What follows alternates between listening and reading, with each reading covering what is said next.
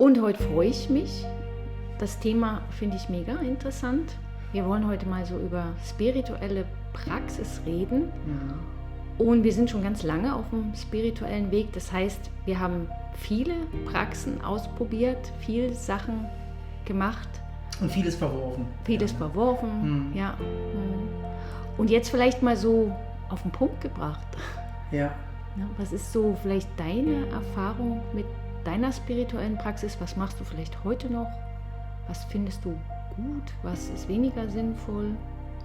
Ja, was ist das, was man vielleicht auch in den Alltag einbauen kann, finde ich. Ne? Das ist irgendwie, was viele interessiert und was auch am meisten Sinn macht. Die erste spirituelle Praxis waren sicher Körpermeditation, dynamische Kundalini, also Meditationen von Osho, die sind so der erste Punkt so gewesen, so auf dem spirituellen Weg. Und dann kam eigentlich sehr schnell so dieses Interesse nach emotionaler oder körperlicher Befreiung. Und als ich gelernt habe, eigentlich den Körper zu fühlen oder wahrzunehmen, ist das eigentlich viel meine spirituelle Praxis gewesen. Also ich habe eigentlich mich gefühlt. Also auch wenn ich nicht meditiert habe, habe ich wie gelernt, mich zu fühlen. Wie sich das anfühlt. Ich zu sein. Das fand ich interessant. Weil es ist ja so, den Körper zu fühlen, das ist immer so ein Anker. Also das ist eigentlich sowas, was mega hilft. Deshalb so Meditation ohne Körper ist fast, man geht so weg. Also man ist so, und der Körper, der hilft wirklich hierher zu kommen. Und das ist ja eigentlich so der Sinn von Spiritualität, ne?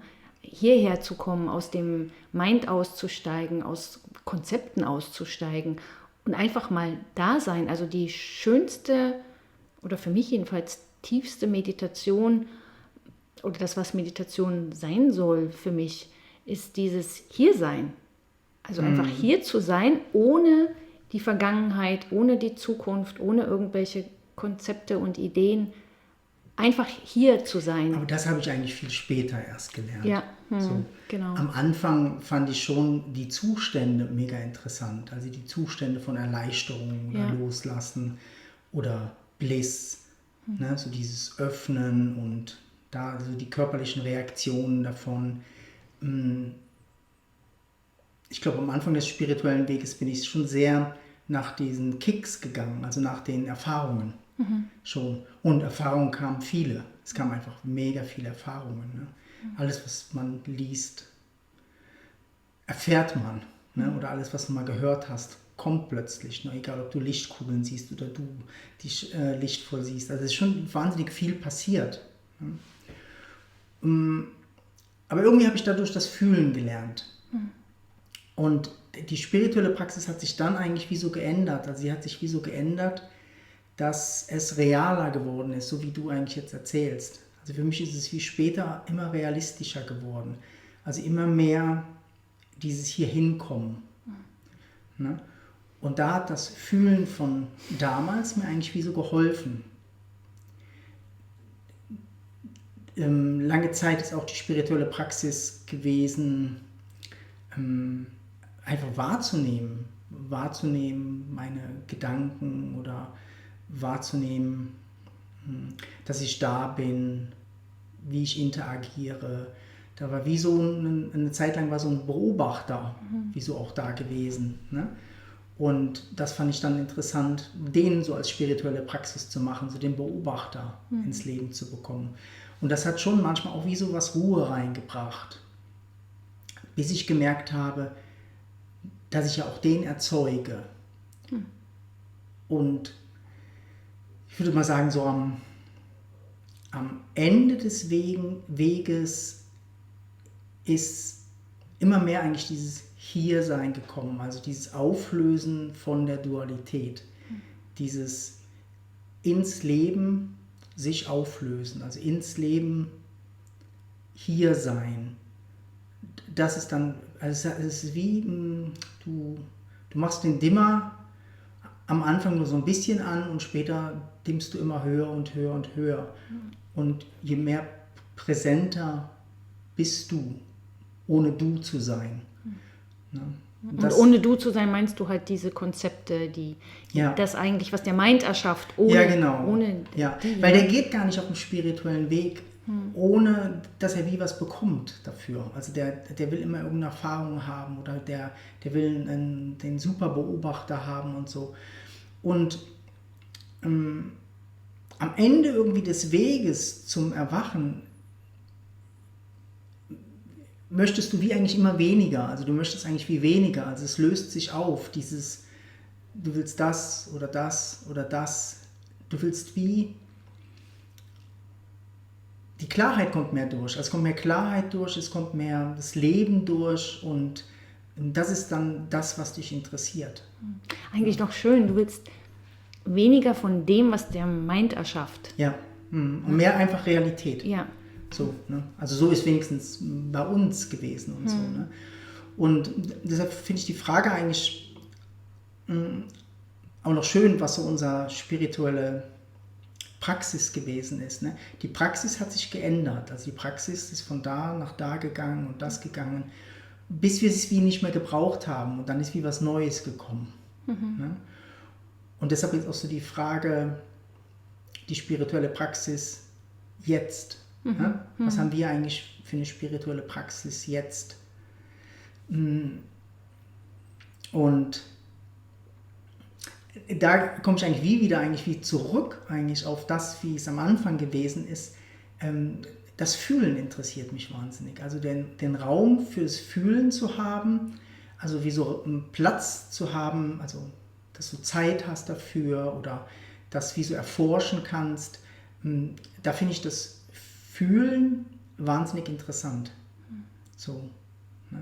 Ja, weil das Fühlen, würde ich mal sagen, das ist quasi eine andere Dimension. Also wir kennen diese Dimension vom Denken und wenn wir im Alltag sehr gestresst sind oder viel los ist, sind wir eigentlich ständig in diesem Denkprozess. Und für diese Ebene vom Fühlen ist mega wenig Platz. Ja. Und im Gegenteil, sie steht uns oft noch im Weg, weil sie so komische Gefühle erzeugt, halt eben wie Stress und genervt sein und Schmerz und solche Sachen. Und dann hat man eigentlich so eine Abneigung vor dem Fühlen und verkriecht sich immer mehr im Denken.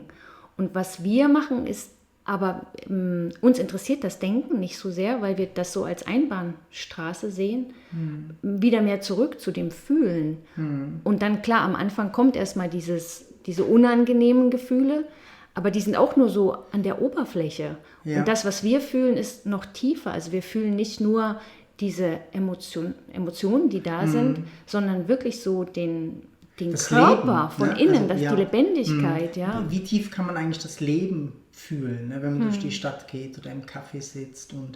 Und was ich da gemerkt habe, ist, dass durch das Erwachen das einfach wie noch viel mehr Raum bekommen hat. Also es hat viel mehr Weite. Und deshalb ist es eigentlich sehr, sehr interessant, das auch wie so zu erforschen. Was lebt eigentlich? Also alles, was wir sehen, draußen fühlt, also bewegt sich, fühlt, energetisch. Es geht in Resonanz, dein Leben geht in Resonanz und so. Und deshalb die spirituelle Praxis ist vielleicht wie immer weitergegangen und geht jetzt eigentlich wie ins Erforschen von dem, was jetzt da ist. Ne? Es erforscht das Leben. Es erforscht wie das Leben, was hier ist. Und die spirituelle Praxis ist, immer wenn was wie Interessantes scheint, erforscht man das. Also man gibt dem wie so Raum und Platz. Ne? Aber auch wenn es Gedanken sind oder Konzepte, die man hat, ist es genauso interessant, denen was Raum zu geben. Und was ich damit meine, ist, dass man den Raum gibt, sich aufzubauen und wieder sich aufzulösen. Da ist wie so eine Intelligenz drin, die dieses Konzept aufbaut und auflöst. Also es hat wie so einen Sinn, dieses Konzept. Ne? Und da mit einer größeren oder weiteren Wahrnehmung drauf zu schauen, ist einfach halt auch interessant. Also es entblößt sich so die Idee von dem Konzept und löst sich eigentlich wieder auf in das, was du bist. Na, und damit erfährst du aber eigentlich, dass du in dem Konzept nicht drin bist. Ja. Und das ist, finde ich, schon eine fortgeschrittene Praxis, weil viele Menschen haben das Gefühl, wenn sie ein Konzept haben und so ein Konzept von, oh, das ist richtig oder so muss ich sein oder der bin ich oder die bin ich, dass wir wahnsinnig unsere Identifikation damit herstellen. Also wir haben das Gefühl, das ist so und wir sind so und sind dann wie so drin, also so drin in diesem Konzept, also so ich bin so oder das ist, und dann ist es mega schwierig, ein Konzept zu erforschen, weil man so drin ist. In diesem Drinsein ist das nicht möglich. Und deshalb ist das so wichtig für jeden, der nach einer Praxis sucht, ist eigentlich dieses Aussteigen aus den Konzepten, das Aussteigen aus dieser Dualität, also zu erkennen, dass ich da nicht drin bin, sondern da wie so rauszugehen aus dem, finde ich ein mega wichtiger Punkt und Schritt. Total. Also jede spirituelle Praxis, die aus der Dualität rausführt, ist wie so eine wichtige Praxis. Ja? Und alles, was so die Dualität stärkt, ist eher hinderlich, würde ich mal sagen. So. Und deshalb ist der Körper schon und das Fühlen ist schon was weg von der Dualität, also ein bisschen weg vom Denken. Und alles, was wir mit dem Körper machen oder mit dem Fühlen machen, gibt uns schon mal so einen gewissen Raum, ne? Bis wir den halt wieder für so wichtig halten, dass wir uns da halt auch die große Dualität eigentlich wie wieder erschaffen und eigentlich wie weitergehen müssen. Also deshalb würde ich sagen, spirituelle Praxis entwickelt sich auch. Es ist wie so eine Entwicklung. Aber um die Richtung zu wissen, das habe ich so das Gefühl, das ist wie wichtig. Also die Richtung von der spirituellen Praxis ist nicht unbedingt, dass es dir wohlig ist oder dass es dir gut geht. Die spirituelle Praxis ist, dass du was erforscht, was über dich hinausgeht. Dass du in Sphären willst oder in Frequenzen oder in Wahrnehmungszuständen, wo über dich hinausgehen. Aus der Enge von dieser kleinen Dualität oder dem, was du kannst. Und ja. Also eigentlich ist dann ja wie der Fokus wichtiger oder kann man sagen, oder die Intention, also mit der Idee oder was dahinter steht, also deine Ausrichtung. Total, ja. Ne, wofür du meditierst. Ja, mega. Und deshalb finde ich das noch so cool, dass du bekommst wie auch das, was deine Intention ist. Genau. Ne? Wenn du willst, dass es dir einfach was gut geht, dann wird die Meditation dafür, dass du weniger Angst bekommst oder so. Ne? Es ist so, wenn du körperliche Befreiung willst, bekommst du wie so körperliche Befreiung. Ne? Und wenn du aber dann nicht weitergehst mit der spirituellen Praxis, bleibst du wie da stecken. Ne? Und deshalb ist die Intention, dass du eigentlich, dann wird spirituelle Praxis wie intelligent. Also sie wird dich dazu bringen, immer mehr das Leben als das wahrzunehmen, was tatsächlich gelebt werden will. Und da komme ich vielleicht mal auf das zu sprechen, was mir so am Herzen liegt. Manchmal mit dem, also jetzt mal das Beispiel Yoga, ne, wo viele Menschen das Gefühl haben, oh, das tut mega gut und also Yoga ist super. Ne? Also Dehnungsübungen empfehle ich jedem Menschen. Aber wenn man das Yoga nimmt, um dem Körper was Gutes zu tun und zu dehnen und sich wohlzufühlen, kriegt man, wie du sagst, dieses Wohlgefühl. Ja. Aber die spirituelle Praxis ist das nicht. Die geht verloren. Und die spirituelle Praxis beim Yoga, wie ich es zum Beispiel oft anleite, ist, dass ich wirklich den Körper fühle. Also dass der Körper mir hilft oder die Dehnungen helfen, hierher zu kommen, also raus aus dem Denken. Weil wenn ich fühle, die Dehnung, dann bin ich wirklich hier. Also ich kann nicht denken und fühlen. Ja. Also die spirituelle Praxis ist, wenn du wohlfühlen willst, dann ist Yoga super. Wenn du aber aus dem Mind raus willst, dann musst du tiefer gehen als wohlfühlen. Dann musst du eigentlich den Körper als Anker nehmen und und wirklich dieses Fühlen, dieses Körpergefühl wichtiger nehmen als jeden Gedanken, der kommt, als jedes Gefühl, was kommt. Und der wird dich hierher bringen. Also die Dehnung wird dich hier ins Jetzt bringen und wird auch hinterher, wenn du nachspürst und merkst, was die Dehnung bewirkt hat, dir zeigen, wie offen der Körper ist. Aber nur, wenn du tatsächlich hinschaust. Genau, ne? Wenn deine Intention wenn die Intention danach ist. Genau. Und dann kann man aber auch als Praxis, zum Beispiel Gym, du machst eine Übung, wo du dich mega anstrengst und die kannst du genauso benutzen wie das Yoga, um dich zu fühlen, weil du spürst die Anspannung, du spürst zum Beispiel mit dem Gewicht oder mit irgendeiner Übung und hinterher spürst du aber auch dieses Loslassen, du spürst, wie der Körper sich öffnet, wie alles und das hilft mega, ins Jetzt zu kommen und wirklich total da zu sein und dich rauszuholen aus dem Denken. Und da gibt es mega viele Sachen, die man machen kann. Also das ist manchmal gar nicht so fix auf irgendeine Art von Körper gelegt, sondern die Intention ist wichtiger als die Übung oder das, was... Ja. Und das finde ich noch manchmal schön, so vielleicht als Beispiel für viele Leute, weil wir werden ja viel gefragt, ja, was kann man denn machen im Alltag? Und ja... Was ich jetzt auch noch mache, viel ist, dass ich Begegnungen mit Menschen, also mit dem Leben, auch wie so als spirituelle Praxis sehe. Also so wirklich wie da zu sein oder den anderen wahrzunehmen, mich wahrzunehmen. Also so im Leben zu sein. Also wenn ich rausgehe, beginnt eigentlich die spirituelle Praxis vom mit Menschen sein. Was passiert da alles? Also was sind auch für Gefühle hier? Wie reagiere ich auf Menschen?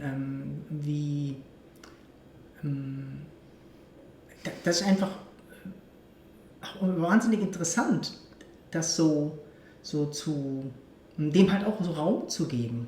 So Raum zu geben, wie so nicht zu wissen, wie man reagiert oder nicht zu wissen, was hier kommt. Was da kommt. Ne? Also du musst eigentlich sowas von hier sein, um das eigentlich zu genießen, weil sonst ist das schnell mal zu viel.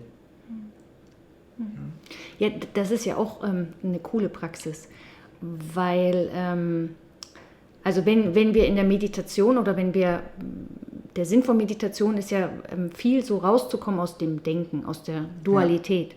So, jetzt haben wir dann das Gefühl, die Meditation ist fertig, jetzt gehe ich wieder raus in das Leben, in die Dualität.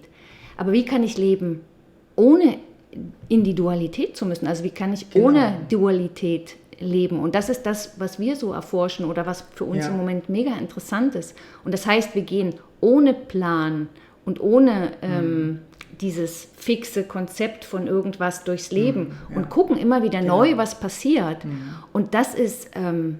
mega neu, das ist mega beängstigend vielleicht erstmal und gleichzeitig unsicher, aber gleichzeitig mega aufregend und interessant und gibt die Möglichkeit, dass sich ganz viel immer wieder ändern kann. Also wenn es nicht so fix ist mit einem Konzept, wie ich mich bewege oder wie ich denke über Menschen oder Situationen, kann sich das immer wieder ändern. Ja. Und das ist mega interessant und lässt das Leben einfach auch viel mehr zu. Ja. Ne? Es lässt das Leben sich mehr ausdrücken. Und das ist einfach eine mega schöne spirituelle Praxis. Einfach rauszugehen ins Leben, offen zu sein und mehr zu reagieren als drüber nachzudenken. Ne? Also so direkt zu agieren. Und also, zu fühlen, ne? was passiert. Genau, in was für Resonanz gehst du, wo gehst du hin, wo nicht, was vermeidest du. Und, aber nicht so in so Konzepte zu gehen, sondern einfach wirklich wie voll da zu sein, mit den Menschen, die da sind, mit demjenigen, der dir den Kaffee gibt oder dem Busfahrer und so einfach wirklich so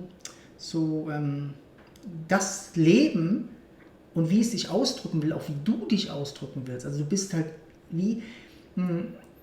was viel passiert, ist, dass Menschen sich wie so als Beobachter sehen, also ein Beobachter vom Leben. Immer so ein Abstand, da sind die Menschen, da ist die Welt, da ist der Busfahrer, da ist die Tram, die jetzt schon wieder an dir vorbeigefahren ist. Und manchmal möchte ich die Menschen wie so ein bisschen so reindrehen, eigentlich so. Da ist das Leben. Ne? Geh einfach einen Meter tiefer rein. Du bist ein Teil von dem. Ne? Du bist eins mit dem Leben. Und wenn du das als spirituelle Praxis siehst, also dieses Einssein, also dass du diese Dualität eigentlich aufgibst, aber nicht als Konzept, sondern das kannst du eigentlich nur, wenn du reingehst ins Leben, ist die Dualität plötzlich weg. Du merkst einfach, dass das Leben durch dich durchlebt. Und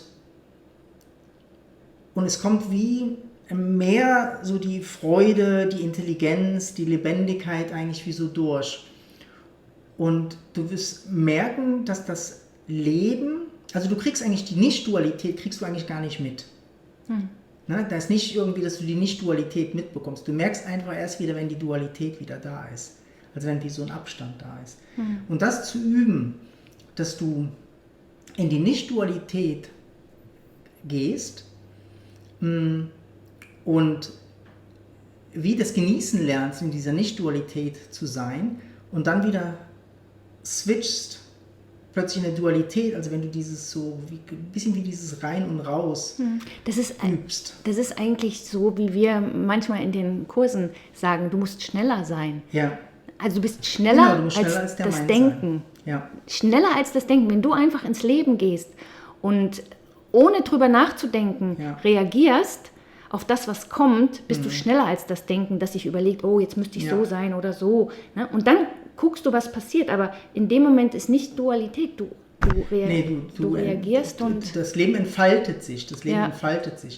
Und wenn du das immer mehr suchst und das als spirituelle Praxis nimmst, dieses in die Nicht-Dualität zu gehen, ohne dass du es eigentlich wie so mitbekommst, aber nachher wirst du es mitbekommen, ne?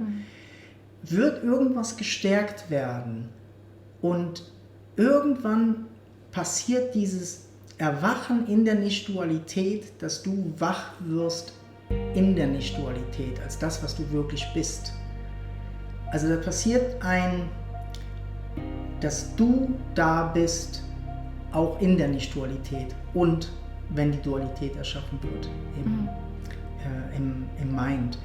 Und das ist eigentlich dann dieses Erwachen, dass du erfährst, dass da was ist, wo wach ist und präsent ist, wenn du nicht da bist und wenn du da bist.